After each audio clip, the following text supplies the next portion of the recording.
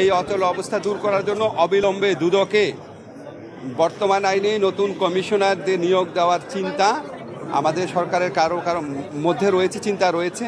আবার ইফতেখার ভাইরা একটা অন্তর্বর্তীকালীন অবস্থার কথা বলছেন, কিন্তু অন্তর্বর্তীকালীন অবস্থার জন্য আবার আইন চেঞ্জ করতে হবে। এখন আবার আইন চেঞ্জ করার পর ধরেন সংস্কার কমিশনের প্রস্তাব মধ্যে যদি আবার কমিশন গঠন করি, ওটা কেমন দেখায়?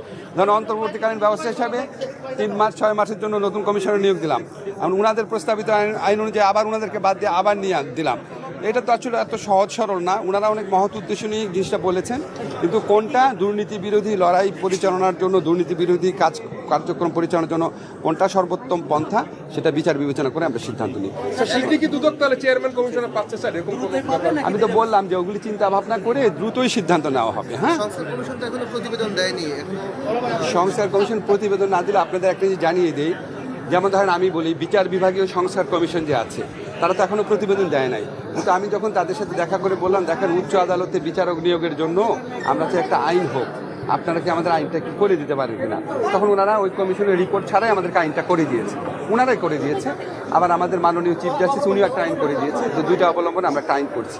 যে সমস্ত জিনিস ধরেন এখনই আমরা বিভিন্ন কমিশনের হেল্প নিয়ে যে সমস্ত কাজ আমরা এখনই করে ফেলতে পারি সেগুলি আমরা করে ফেলবো, আমরা ওয়েট করবো না, আমাদের তো খুব বেশি সময় নাই।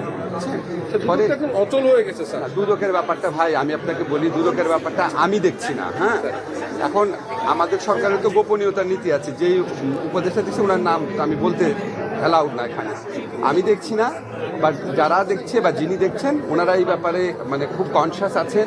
দুদককে অচল রাখা যাবে না, এত বড় বড় দুর্নীতি হয়েছে, দুদককে অবশ্যই সচল করতে হবে।